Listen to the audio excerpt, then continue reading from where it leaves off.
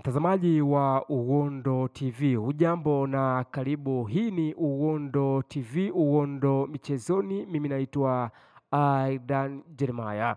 Kutokana na taarifa iliyotufikia hivi punde ambayo inahusu mshambuliaji wa timu ya Young Africans, yani Yanga ya Dar es Salaam, Prince Dube kuchaguliwa kuwa mchezaji bora, Uhondo TV tumekuwa na haya ya kukuandalia. Mshambuliaji wa timu ya Young Africans Yanga ya Dar es Salaam, Prince Dube amechaguliwa kuwa mchezaji bora wa mwezi Februari wa ligi kuu ya NBC msimu wa mwaka 2024-25. Huku Milodi Amudi pia wa Yanga akichaguliwa kuwa kocha bora wa ligi hiyo kwa mwezi huo. Dube alionyesha kiwango kizuri chenye mwendelezo akiwashinda Aziz Ki wa Yanga na Selemani Bwenzi wa Kenigodi aliyoingia nao fainali katika mchakato wa tuzo za mwezi uliofanywa na kamati ya tuzo za shirikisho la mpira wa miguu Tanzania, yani TFF.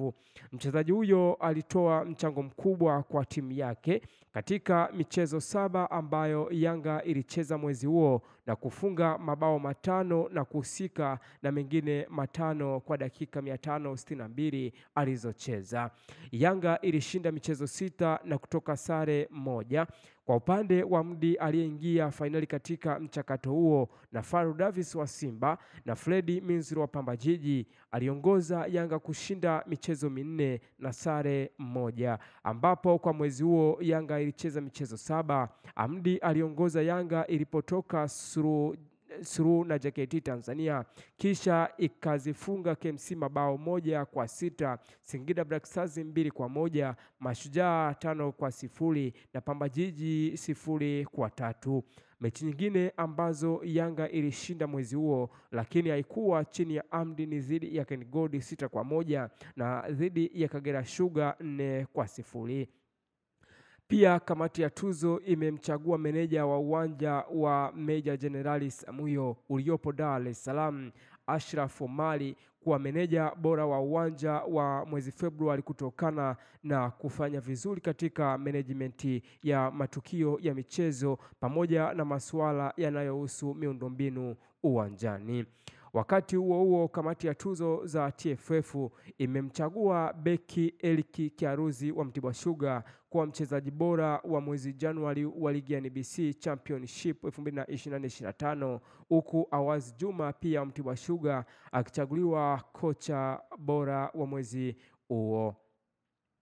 Kiaruzi aliyeingia fainali katika mchakato huo na Laizini Afizi wa Mtibwa Sugar na Bonifasi Maganga wa Mbeya Kwanza alionyesha kiwango chenye mwendelezo katika safu ya ulinzi, huku pia akisaidia timu yake kwa kufunga mabao 2 katika dakika 270 za mchezo 3 aliyotumika.